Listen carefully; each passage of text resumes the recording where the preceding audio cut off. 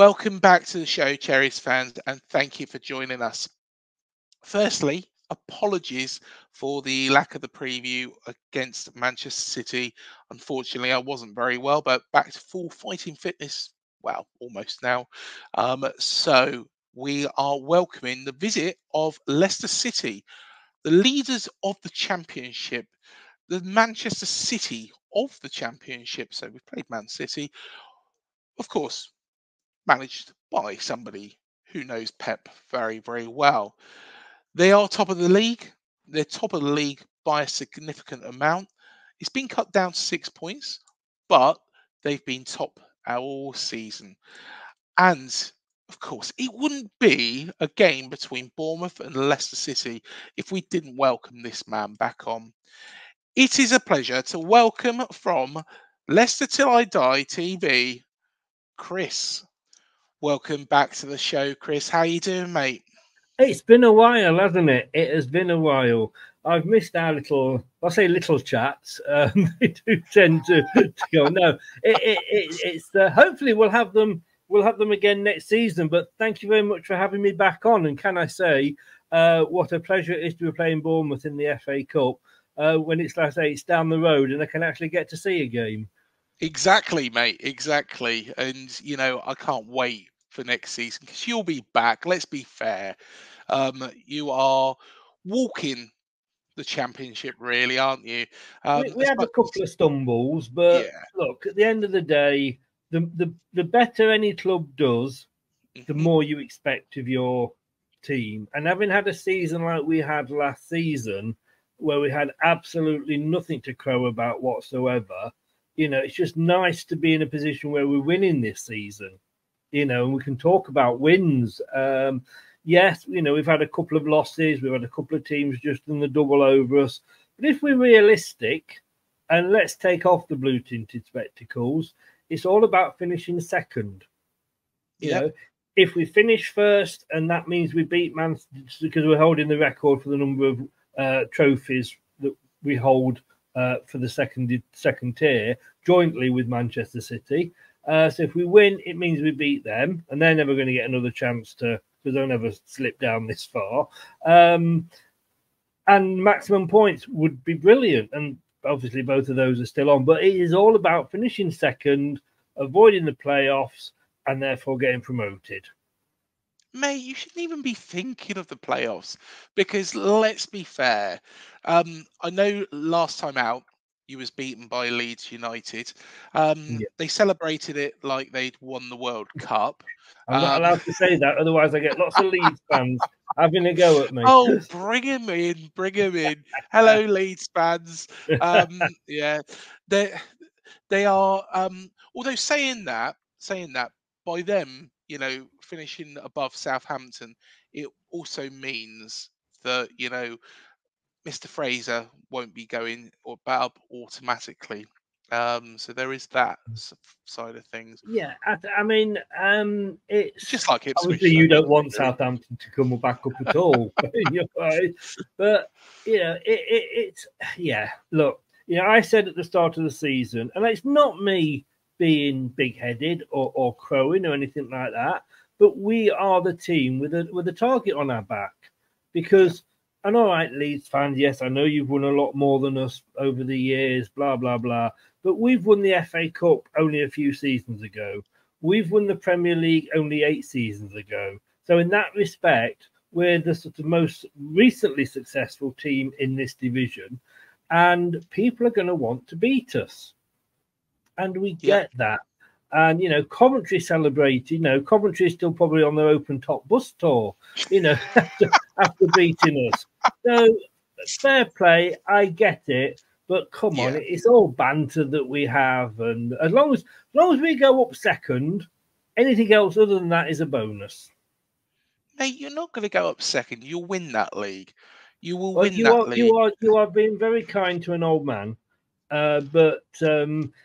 Let's not get too far ahead of ourselves. If we do win it and we do come back up and we do rather well, you know, look at Burnley from last season. This is what they were doing. And look how they are struggling now.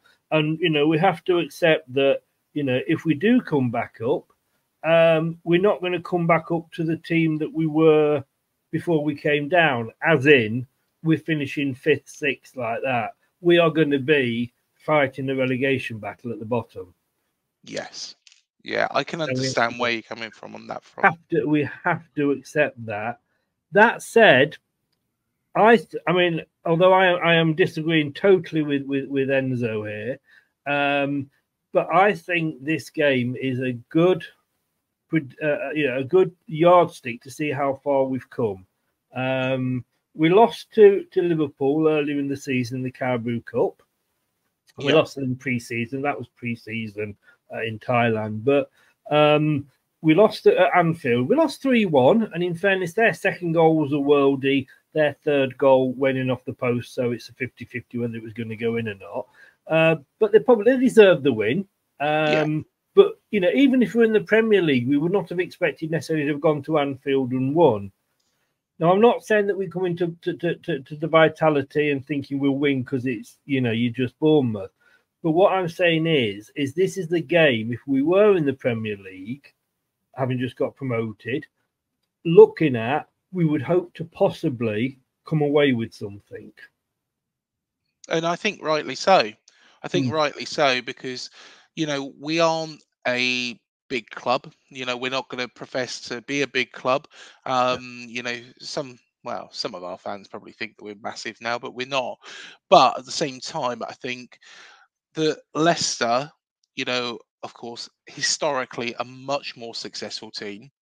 Of recent years, and I have to put that in and say of recent years. And okay, so we've probably sort of been in the Premier League more years than the likes of Bournemouth, etc., etc. But you're there now. We're not. We're not a big club. No matter what success, we will still only be a top half Premier League team. Let's say I would hope us to be. But if we lose, we lose. And I know there's going to be a lot of changes, and we'll probably talk about that in a second. But yeah, I would, if we got back, just as if we get promoted, and I don't think you'll go down. I think there's a hell of a lot of worse teams than you in that division, and I think you'll be okay. But you would look, and we were playing Leicester, they've just got promoted. This, we could get something here. And you would look at that, and we would look at Bournemouth and go, not that we're going to come and we're going to wipe the floor with you or anything like that, but we would hope to get something. So I am very much looking at it as a bit of a yardstick to see how far we've come this season. But like I say, that's 100% opposite to everything that Enzo says about the game. So we'll see. And to be honest, it makes perfect sense as well. And that is how we've been looking at things because, after the Leicester game, of course, we have got a run which includes all 3 of the promoted teams. Twice against Luton Town, of course. One of those is the replay from the situation that happened, and thankfully he's okay, involving Tom Lockyer. Sheffield United at home, you'd hope to win that. Burnley away, you'd hope to win that. Everton at home, again, I'd hope to win that. And Wolves away, and I think we might owe Gary O'Neill one, but although saying that, he's done a fantastic job. But let's talk about, and I know you're going to hate me for talking about this, let's talk about a man that didn't do a fantastic job in the end at Leicester. Started off all right. And that is your friend Brendan Rodgers, or Bodger, or Dodger, or what do you call him, Chris? Bellend. Bellend. That was our nickname for him. Well, what do you want me to say? I mean, he's got himself into trouble again, hasn't he? He has. Surprise, surprise. Scuttling back off up north to hide away, thinking it's going to be easy at Celtic, and they're not happy with him. What a shame. Look. Unfortunately, football is a fickle game. Fans are fickle, and I was jumping for joy when we signed him.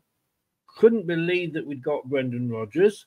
This is the guy that had taken Liverpool, who are a big club, to within one slip away from winning the Premier League.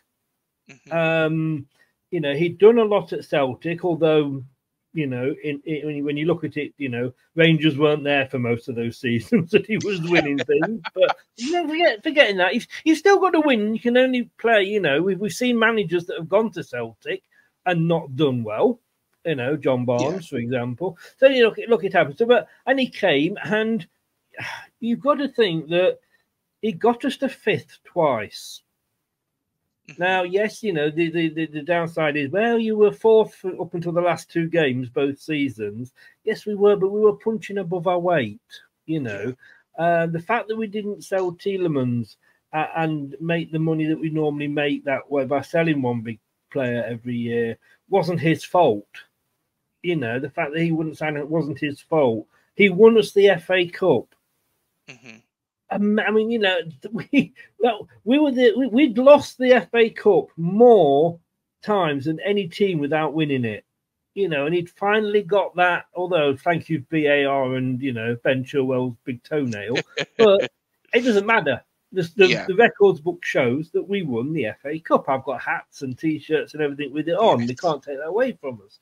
And we have to remember that he did do that for us. But unfortunately, we always remember the, you know, what you know, because if, you know, if somebody's there a while, and yeah, he wasn't really there that long, but you tend to remember how they left you. And very few managers leave because they go, you know, if he'd left and gone to a Man United when he was being successful, yes, I would have been annoyed, but I would have had different feelings. But, you know, take off our glasses that, like I say, it wasn't his fault that he couldn't buy any players. Top hadn't told him there was no money. You know, we were trying to avoid the Nottingham Forest Everton situation, and it cost us. They broke the rules. They're still in the Premier League, but that's another show for another time. You know, that's for Rant TV. So yeah, you know, I have to sort of be honest and go, it wasn't as bad. It wasn't as bad as we all made out. You know, he was there too long. Top should have handled things differently. Got rid of him earlier, and you know, you remember we'll remember him for getting us relegated, but let's remember him for winning us the FA Cup, for getting us 2 consecutive seasons in the in Europe, getting us to a European semi-final. Yeah, you know, that's all right. It was the conference, but we're Leicester. We don't do European semi-finals. Oh, honestly, that run that you had in the Champions League that year was unbelievable. You know, wasn't it Atalanta? Wasn't it? Didn't it end with? No, Atletico Madrid. Atletico Madrid. Did you beat Atalanta? No, we never played Atlanta. Well, only in the pre-season friendly. Oh well, there we go. So you probably picked it up from there. But no, honestly, it was a remarkable run, even though I can't remember who you played. No, but the thing is, we had 11 unbelievable seasons, and that includes the seasons after losing to Watford with the Deeney goal. Yeah. We then broke a load of records, club records, the following season when we went up. We then had the Great Escape year, when we were dead and buried. You know, we won more games in the last 8 games than we had done all season. And then we went and won the damn thing.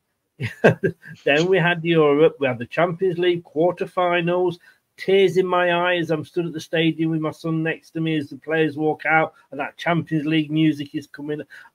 If you'd offered me all of that 11 seasons ago and said, yeah, but at the end of it, you'll get relegated, do you still want to take it? Too bloody right, I would. Oh, yeah, most definitely. Those memories you can't ever replace, can you? No. And that's something that Spurs fans will never, will never appreciate at the moment. Oh, he's upsetting everybody again. It's brilliant. I'm just so pleased for Harry Kane that he's gone to a club where he's going to win a league. Oops, that's gone wrong as well, hasn't it? Oh dear. He's so Spursy. Spurs has just followed him as well, hasn't it? Really, but yeah. But no, so it's been great, and as you know, I live just outside Bournemouth. Yeah, and when I came down here, the journey that you've been on as a club is amazing. Absolutely amazing. Because I can remember and I tell this to everybody all the time, that yes, us winning the Premier League that season was the story, but the other story in that division that year was Bournemouth staying up. Because, 10 years prior to that, your players were stood outside, the pavilion with buckets collecting money. Yeah. You were, and you were that close. You were your chairman's nod away on live television from going out of business. If he hadn't nodded to say he'd put some more money in, Jeff Moyston, you'd have got, and that journey minus 17 points or something? Minus 17, yeah, minus 17, 2008. Eddie Howe took you all that way. That is what dreams are made of. Oh, crikey. It was an unbelievable journey. And when you think about it, even if you look back further than that, you have the Winter Gardens. This football club has always been in the shit, put nicely, financially in the shit. There is so many times where this football club could have gone like a Hereford United or a Rushden and Diamonds or an Aldershot, or you name the team, Scarborough. There are so many times that this football club could have ended up like that. And that season, that minus 17 season, and I do want to mention him, God rest his soul, Eddie Mitchell, who passed away last week. And Did he? Oh, I didn't know that. Yeah. Wow. Yeah. R.I.P. Eddie. A larger-than-life character. A brilliant. He's was always an honest man. He always meant well. Would he always get it right? No, he's a human being.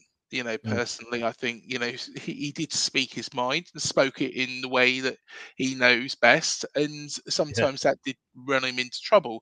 But the thing is Eddie's intentions for the football club and what he did for the football club was remarkable. When he took over this football club and made it solvent for the first time, made it a football club where it's got money going in, money going out, and it's not keep getting into the red, and it's not, just going down the Swanee.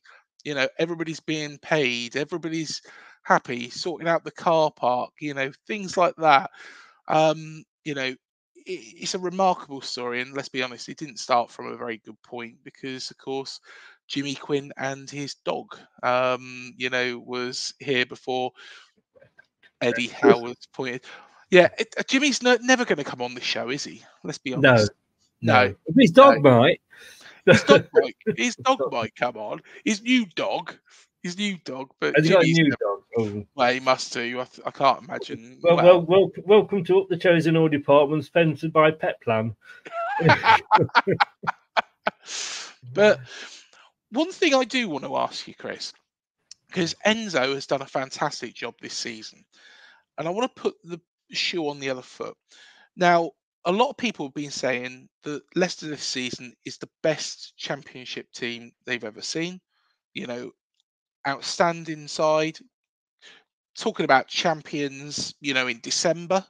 Talking about records. Talking about, was it 120 points at one point? Somebody was mentioning. Yeah.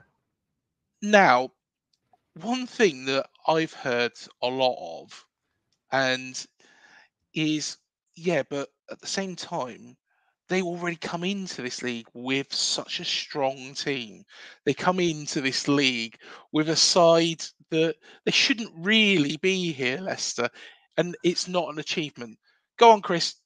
Tell everybody why winning the league with the top points tally, which is going to be 107, isn't it, if you get it? Yeah. Why it would be such a remarkable achievement, despite the quality you've already got. We were called the Manchester City of the Championship, or the PSG of the Championship. We were given all these names. Now look, this is the Premier League squad. No, it's not. We got relegated. If it was the Premier League squad, we'd still be in the Premier League. There was some good players still. And we lost a lot of players. Look, we made the decision to sell Maddison and sell Barnes Castagna went as well. And I mean, only went for 15 million, but the other two went for like 40 million each. So there's a lot of money came in. Not all that we didn't spend all of that because we got loans out, you know, for that we have to pay off. You know, we also, you know, so we sold our two most sellable assets for a lot of money, but we sold them early on. We could have probably held out for more, but we didn't. We let them go early on for a good price, and 40 million quid each for, you know, relegated players is not bad.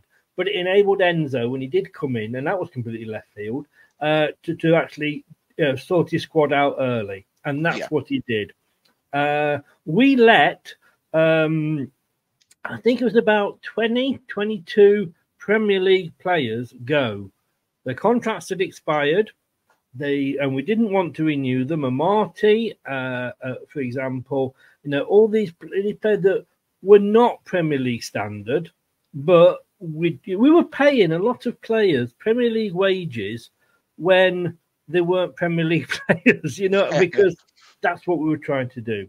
We had to cut our cloth accordingly because, like I said, we hadn't sold Tielemans a couple of seasons ago. We hadn't got that 40-odd million in, which we don't have to sell, but it helps our financial plan. So, and then when we went out and bought these players, we did not buy Premier League players. Yes, we got Cody. He hasn't played hard. He's only played about 2-3 Premier League Championship games all season. Harry Winks, yes, we bought him. They were 10 million each. I mean, they're not Premier League priced players. Yes, they were ex-Premier League, but how many players are ex-Premier League? Harry Winks has come in, and he's like God. Do you know what I mean? He is unreal. Why Spurs fans didn't like him? I guess he didn't fit into their sort of manager's plan. And we got him possibly as part of the Maddison deal. I don't know. But apart from those, and yes, one of them was an ex-England, but if they were Premier League players, they'd be in the Premier League. You know, Winks would still be playing for Spurs. Cody would still be playing for Everton, but they're not. And then the players we bought well. You know, the likes of, you know, we'd got one winger for the last couple of seasons, and that was Harvey Barnes. Now we've got we've got more than we need, if you like. But we bought Mavididi, who was an ex-Arsenal wonder kid, and he was going to be the next big thing at Arsenal. He wasn't. He went abroad. We've bought him. He's come over. He's done well. Fatawu, wow. I mean, I'm sure Chelsea are already getting the £40 million bid ready for him for this time next year, because they will be after. What a player! If he goes up, we have to buy him. Good. We should be buying him now. Do you know what I mean? Yeah. He is absolutely, he's brilliant. But then we've also got some youngsters coming through. McAteer, you know, who's come through. Nelson, who's coming through, defender. But what you look is, a lot of it, yeah, but you kept some of the squad. Look at Ndidi. But Ndidi'd been shit for 2 seasons. Yeah, but you got Vestergaard. Yeah, Vestergaard's got the speed of my daughter on a push bike when she was 6. But what you've got is you've got Enzo's come along and he's made those two. All right, indeed, he's injured at the moment, but he's made those 2 players indispensable. Vestergaard, number 1 centre back. Yes, he can't jump. You know, he's 6'1" and 5'11" when he jumps. But what he can do is he can hold that ball, and my God, can he pass that ball out across the park and what have you? He is amazing. Yeah. So we, you know, the players that we probably would, no way would we have said at the start of the season that Vestergaard was going to be like he is. You know, it's like, I feel so pleased for him because he was getting so much stick, but he wasn't being played right. And Enzo's come in and went like, I want you to do that. The only player that we've really, really kept hold of that's Premiership quality is Kieran Dewsbury-Hall. Yeah. You know, Vardy, he's pulled a muscle. He's out for 2 weeks. He's of an age now where if he gets an injury, that's it. He's out for half a season. So, you know, and Iheanacho blows hot and cold. So we weren't this huge squad. It's not like Liverpool with their squad now going down because of, let's say, a points deduction. We were, like I always say, if we were a Premier League club, that's where we'd be. We're not. We've just happened to have got things right. Just like, I mean, you can't say that Burnley had a Premier League squad when they were doing what we were doing last season. When you look at them now, you know, we got Enzo, who was completely left field. He wasn't even in my top 2 that I wanted to come in. You know, then suddenly we announced a manager that 6 days before he signs for us was holding the Champions League trophy. But then you look at the as well. You know, he'd been a manager for 12 games at Parma. Well, you know, they sacked him. But what he's done, he's got a style of play. Yes, it doesn't please some fans, and they don't like it. It's slow and playing out from the back. But I don't care. We're top of the table, you know. Well, I think it's that perfect storm, isn't it? And I've just been having a little look, actually, Chris, at the players that you did let go. And, you know, forget the obvious ones like Maddison, but there's so much quality in there that, you know, you let go in the transfer window before the season even kicked off. And like I say, Harry Winks, I think is a perfect player. I think he's a player that I've always rated, you know, and I think he could do a job for the majority of Premier League teams, you know. I think so. I call him our Duracell bunny. Yeah. I'm sure he goes into the dressing room at the end of the game, opens it, you know, takes a panel off his back and pop the Duracell batteries out because he's all over the pitch. I'm commentating when I'm doing watch-alongs. I'm going, that can't be Harry Winks. He was like, you know, attacking on the right a minute ago. Now he's defending on the left. Yeah, I mean, he made the mistake the other day that cost us a goal, but yeah, not to my mind, not just the best signing that Leicester made this season, is the best signing in the Championship this season. Oh, without a doubt. And I think him and Connor Cody both decided that they wanted to go and win some things. Look, yeah, I mean, do you want? They obviously, I mean, Cody obviously wasn't in Dyche's thoughts. He liked his ex-Burnley players in his defence. Yeah. Weird one, that, isn't it? I just because let's be honest, Everton aren't very good. I watched them the other day, and I thought who everybody raves about and says, "Oh yeah, what, you know, future England and all that," and I thought this is a load of shit. Nicely. Well, it's weird, but look, you know, Connor Cody, ex-England player. Yeah. Wolves didn't want him. And we're like, oh, couldn't believe. I was sat at a barbecue and I went, I've got to go and do a show. And I went, well, why? You know, we're not eating yet. I said, we just signed Harry Winks and Connor Cody. And I was sat next to my brother-in-law, who's a Man United fan. He goes, F off, Chris, you haven't done. I went, yeah, look, showed him the mobile. He's like, the hell, how did you? And then Cody, like I say, can't even get in the team because Vestergaard's keeping him out. Yeah. But you need a good manager. And he's come in with a fresh idea. Luke Thomas, who, again, a lot of Leicester fans don't like, but he dug us out of the poo last season and the season before because we hadn't got a decent left back due to injuries. We'd got Ryan Bertrand from Southampton, but he got injured and missed the whole season. So if it hadn't been for Thomas, we would have been in deep doo-doos. We then went and bought Christensen, who looked an absolutely amazing player. Neither of them got a future with the club because he doesn't play with left and right backs. Yeah. So you have to fit into the system. And he's come in as Enzo. And it's nice to see a manager that celebrates on the side and just doesn't clap like a seal. And somebody with a bit of enthusiasm. And he's got this plan. And so many Leicester fans are going, well, yeah, but it's boring football. I don't give a shit, excuse my French. We're top of the league. Give me boring football every week, you know. We've lost only 6 games all season. So it's amazing. And he's come in and with his plan, And what he said, this is my plan. I am sticking to it. If you don't like it, I'll go. But this is the way that I want to play, and it's the way that Pep plays. It's the way that a lot of the teams play this at the moment. We can't play 4-4-2 anymore. That doesn't win you games. So it has been everything coming together all at once. I can't see how anybody can say it's boring football. Oh, you want to see some Leicester fans? We've got some strange fans. Honestly, wow. Before the season even kicked off, I remember Chris doing a show, and we in fact we even talked about it, didn't we? About a certain cardigan wearing manager, joining Leicester. You avoided that one.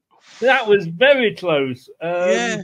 Don't know what was worse, him or the Ted Lasso of the Premier League. One of the two. Both of them scared. Both of them scared the socks off me getting them. And I like Scott Parker as a person. He spoke very nicely about us when we won the league on Sky. But no, he's not. I can say I hadn't even thought about Enzo. They'd obviously been talking to him for a while. Because you don't go to somebody that's just won the European Cup and within 6 days he signed and in situ. So they'd obviously been talking to him, and it could have fallen flat on our face. I mean, if we hadn't done as well as we're doing, and let's say we were sat mid-table at the moment, we'd have all been going, "Oh, who's this Enzo guy?" Yeah, it was all Pep. It was now to do with Enzo, was it? So it was a gamble. Yeah. But he's been supported. We criticised Top for not necessarily supporting Brendan, but now we know why. We didn't know at the time over the FFP. It's just great to be winning again. And sometimes you need that. I always say we would not have been where we were for the last 9 seasons if we hadn't got relegated to League One that season. Yeah, no, very true. What a story again that was. It's a remarkable story. I can remember when Leicester were relegated, and I was firstly, one of my first thoughts was, "What are you doing down here?" But at the same time, the journey back, and then of course we'd been a bottom eater of the fish world up until then. We'd always finished bottom of the championship, as in bottom half, like 17th, 18th, 19th. We'd only ever just survived. And had we not gone down, we would have probably just carried on being like that. We got Ian on Holloway who isn't our most favourite manager because he obviously took us down. But he then went to Blackpool and got them promoted to the Premier League. So he had something about him. But of course, we went down on the last day, and Southampton stayed up. I'm sorry to mention that. But Southampton then went and sacked their manager, who was a certain Nigel Pearson. Yes. Who then came to Leicester. And the rest, as they say, is history. Exactly. Yeah, definitely, mate. Definitely. Well, let's just focus very quickly on this game because, like I say, you are top of the league, and there's 2 ways that, it's going through my head of how Leicester are going to approach this. Is it going to be a game, do you feel, Chris, where Enzo is going to rest a lot of the players because the priority, of course, is winning that league title, getting the points record? Is that a priority? It probably has been mentioned at the ground. Or does Enzo see this as maybe something where he can battle effectively as a Premier League club in waiting, for a shock piece of silverware? Because let's be fair, if Leicester get to the final of the FA Cup, regardless of how good you have been in the league, it's still going to be a remarkable story because you did it as a championship club. Yeah. Any club that is in the championship or second tier and gets to the FA Cup final, it's a story. The winner of this game, whether this is yourself or us, we will be in the quarterfinals. And that's not a bad place to be for either club. But I can answer your question, and I can tell you what Enzo's going to do, because he did his press conference earlier today, and I have the answers here.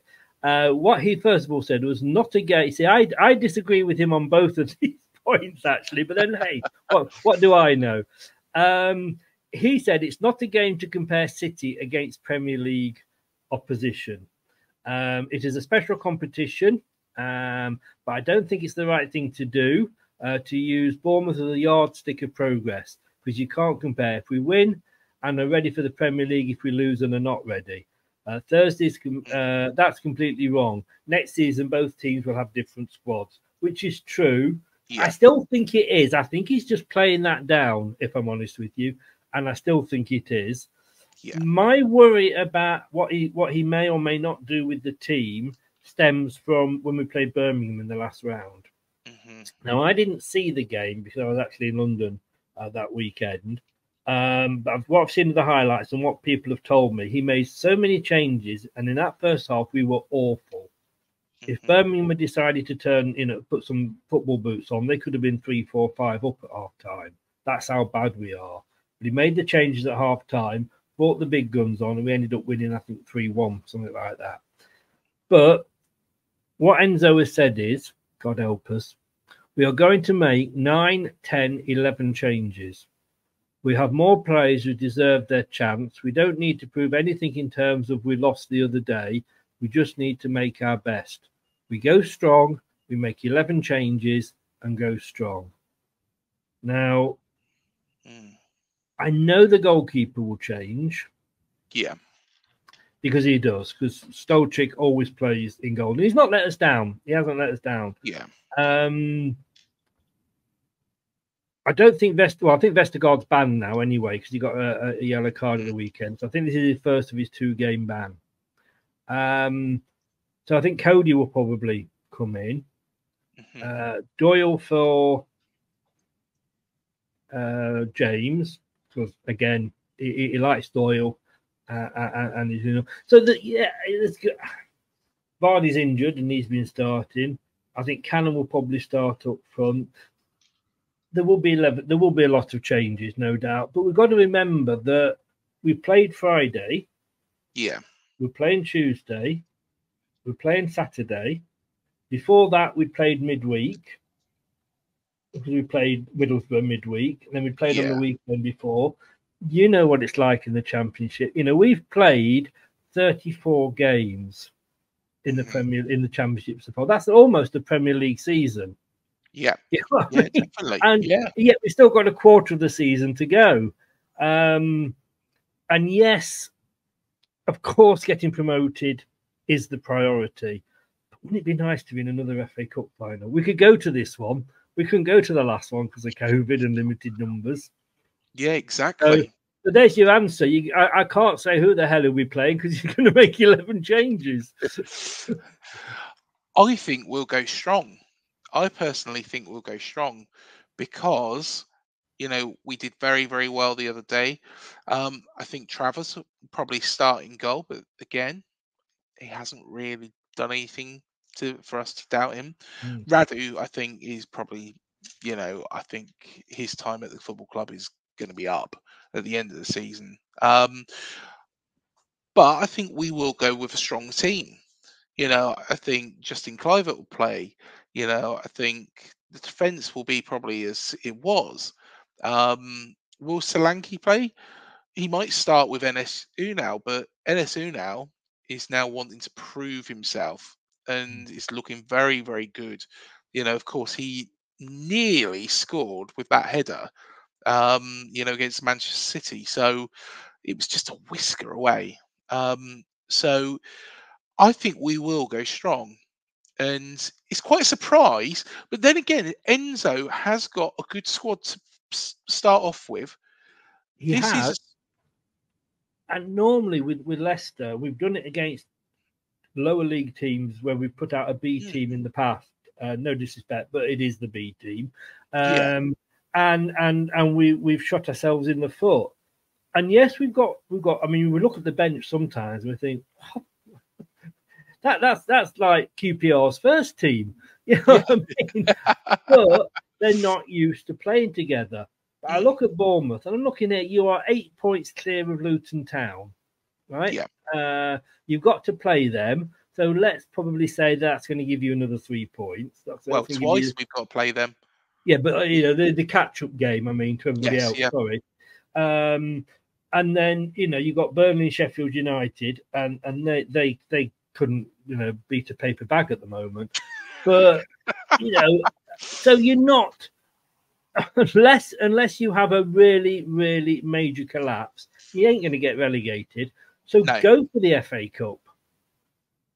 And okay, the risk is you put a strong team out. I guess you're playing again at the weekend. You might get some players injured, but you're not going to go down. So go for the FA Cup. And I think we will do. I honestly think we will do, because at the weekend, we've got Burnley. Like you say, Burnley. Wow. I think are poor. I think are a poor team. Don't know what's happened to them. Really don't.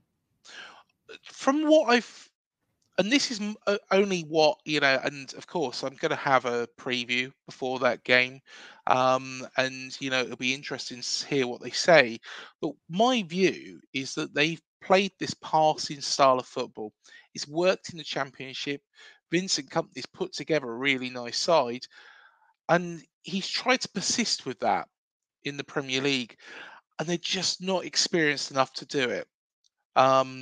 Whereas I think Sheffield United have adapted a little bit. They've changed their style. Burnley seem to be quite rigid. So I think Burnley, if you're looking for a team to become a yo-yo side, well, to be honest, all 3 of the teams from the Premier League last season might be a yo-yo side, because they might be coming straight back up. But, a traditional yo-yo side, Burnley could be the one, because I think that the side they have, is of a decent quality, but at the same time, I think it's struggling at this level. But Vincent Kompany's persisting with it, and if we're not on our game against Burnley, they could do something. Let's be honest, they beat us in the FA Cup last season, which any team on its day can beat any other team. Yes. I mean, again, no disrespect to Bournemouth. I haven't seen the game, but to keep Manchester City to 1-0, for what you've said tonight, I would have thought on paper it would have been a bigger score. Yeah. And when you look at our league as well, anybody can beat anybody on their day. So you can't write anybody off, but fair play to him for sticking to it, and fair play to Burnley for sticking with him. And okay, they may come down, but then like you say, they then could come back up again with that extra bit of experience. And we've got to. I mean, I know as fans want instant, success and what have you, but sometimes these things have got to be built. Yeah. Yeah, most definitely. You watch. We say this now. They'll probably sack him tomorrow. Sorry, Vince. It's like me doing all the pre-work for all the thumbnails for our show in a bit, and then Everton go and get the points given back to them. The table's completely different to what I'm showing.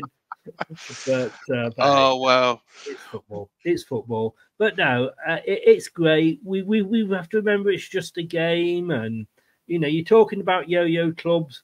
We have won that second tier, like I say, equal number of times with Manchester City. That also means we've been relegated the most times as well. So you can look at it either way. Well, very true, mate. Well, before I let you go, because I will be on your show later on as well, there is the tickets, the golden tickets. The golden ticket. Can I just say what happened? Because I know I said to you, I was begging anybody I knew that, had a bit of Bournemouth in them to try and get me a ticket. And then I was doing my radio show, about to do the breakfast show on Surrey Hills Radio. And I got an email off the club. I'm going to sneeze. 1 second. Oh, bless you. Oh, excuse me, you can cut that out. And I got an email saying, we've got some extra tickets. And you've given us like an extra 2 stands almost. Is that because it's the FA Cup? I don't know, actually. I don't know. I Because we think have our we have to normal give a bit little down bit the more. side in that Yeah. corner. And all joking aside, you haven't got the biggest ground in the Premier No, League, so we haven't. we No. know we know that we struggle to get away tickets. Yeah. So I wouldn't, I'm not a season ticket holder, but I'm a Fox member. But normally by the time it gets to me for Bournemouth, then it's like weeing in the wind. You're never going to get them, it's going to end somewhere else. So, and then they said they've given us all these extra seats, and I'm like, yep, I'm on to it. I'm playing music. I'm playing like a 12-minute record, so I can get online and book these tickets when they go live. I got front row and just behind the front row. I don't know why we've suddenly got all these extra tickets. Because I'm sure, I know it's Leicester, but you're one round off the FA Cup. I'm sure you wouldn't have a problem filling the ground. No, not really. And I believe it's sellout. It's normally it's 600 tickets we give out to away fans, which has to increase. I did have, of course, on the Sun show, the tap in. The other day, it was a case of, and it was brought up, about Dean Court, and I said, yeah, it is too small, but then again, does Pep like go into Dean Court? It's one of You those have things. to cut your cloth accordingly, and I remember when I lived in Blackpool for a while. The problem when you got a resort club, and I could be completely wrong here, I've only been down here 10 years, but everybody, like my son, all right, he came down here when he was sort of 8, 9, probably a little bit older, but he already supported another team because his dad did. So Bournemouth is like, yeah, I want to watch. And when I used to work at the Echo, and everybody that was a Bournemouth fan, it was like their second team. One guy was an Arsenal fan that followed Bournemouth, and I always said, right, how do you do that? And he said, but this was never supposed to happen. Bournemouth were never supposed to be in the Premier League, but it's true. You got so many of you people that live in this area support teams because the parents do.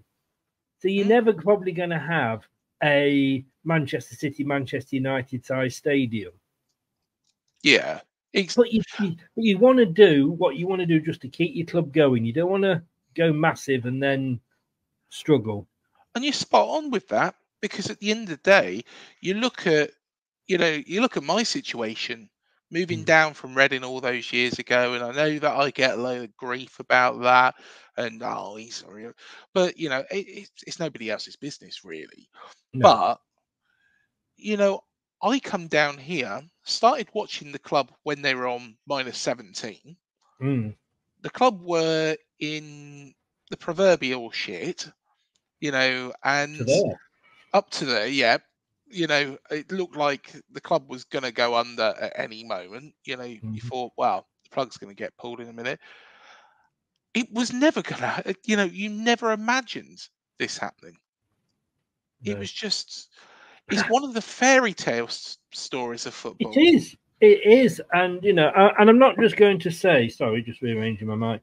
Yeah, I'm not. I think in a way, the fact that you came up when we won the Premier League, it took this pressure off you because you were just carrying on doing your thing. Yeah. There's no. If Leicester hadn't done what Leicester did, I think there'd have been so much spotlight on Bournemouth because of where you'd come from and how well you were doing that season, and you stayed up.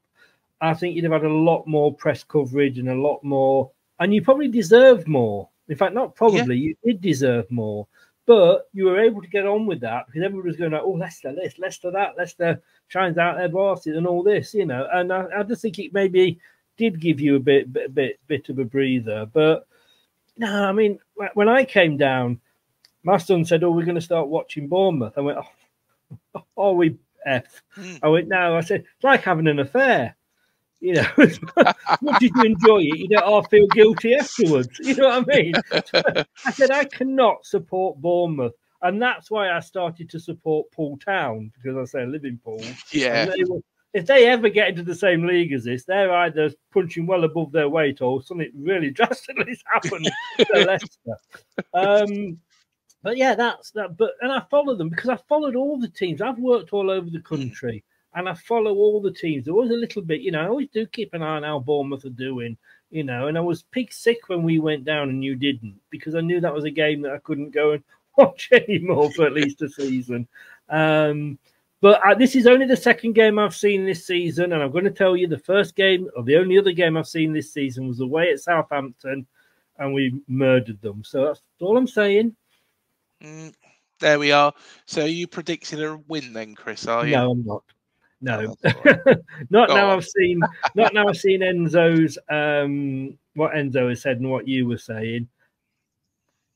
I think Premier League quality. I mean, we've got a lot to prove because we've just lost in the way we did to Leeds. But it will be a completely different team who will be playing for their place to say, look, don't forget that we're here and all of that sort of shenanigans.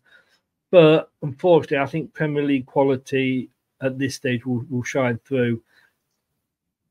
And if I'm honest and take my blue tinted spectacles off, okay, you've not won in 5, but you've only lost 2 of those, and not, by huge amounts. I think it will be tight, but I think it'll either be 2 or 3-1. It could even go to penalties, but if it's finished in, because I think it's obviously going to be extra time and then penalties. It's not going to be replays there on this. So I'm not sure, to be honest, actually, because they changed the bloody rules. Yeah. I mean, I'm just presuming because of the last rounds, but although they had replays last round. Yeah, they did. They? Yeah, there will be a replay. Yeah. Would I want to take you back to the KP? Yes, if I came away with a draw, having had the 2 defeats. But yeah, fair play. I think over the whole tie, I don't know the exact score, but I think you will go through. I think we'll go through. I think we'll go through on the night. I think it'll be 2-1. I think it'll be tight. I think it'll be difficult. Leicester will show that you are a Premier League side in waiting. But I think we will come out with, a similar sort of performance to what we, put out against Swansea in the last round. Although Leicester aren't shit like Swansea are, I've got to be honest. Swansea were absolutely terrible that night, And unfortunately, they're a side I really do like. They're a side I really do like, but like I said to our friend Chickenhead, said they're not very good. They aren't very good at all. I knew he'd agree with you. Yeah, he probably would do as well. But I tell you what, I'm going to take it one step further as well. What will happen also is this evening, Coventry City will be exiting the cup to Maidstone United. Oh, I hope so.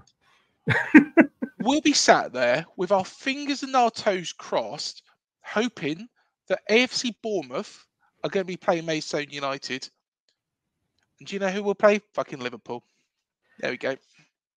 Excuse me. It'll be Liverpool away, and we'll think, what was the point of beating Leicester? And that'll be it, game over. We will get, if we do get past you somehow, we will get Chelsea or Manchester City. We always get them in the quarters. Like you say, you get Liverpool. Please don't wish for Maidstone at home, because if Maidstone get through, that's the tie that you want. But I can remember a few years back, and we had Peter Taylor was our manager. Martin O'Neill had gone, full enough, to Celtic, but he went in a nice way.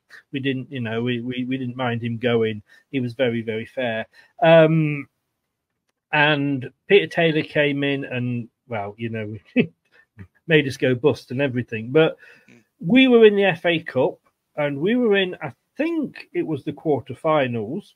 So if we won that, we're in the semi-finals of the FA Cup. We're great, what have you. We'd been top of the league, the Premier League that season, for 2 weeks, although it was an international break. But the last lowest team in there was Wycombe Wanderers, who I think were like a League 2 or League 1. League 1 possibly. Were at the time, wasn't they? The old Division 2, I think they were in. Yeah. Were they in the same league as us? I can't remember now. I think they were, yeah. I think they were at least in the 3rd tier, I think, But, and I can remember saying, my God, I want Wycombe Wanderers at home. What a perfect tie that would be. What did we get? Wycombe Wanderers at home. What happened? They didn't have a striker. They advertised on teletext. Ask your dad. kids, for a striker. That striker scored the winning goal and we lost.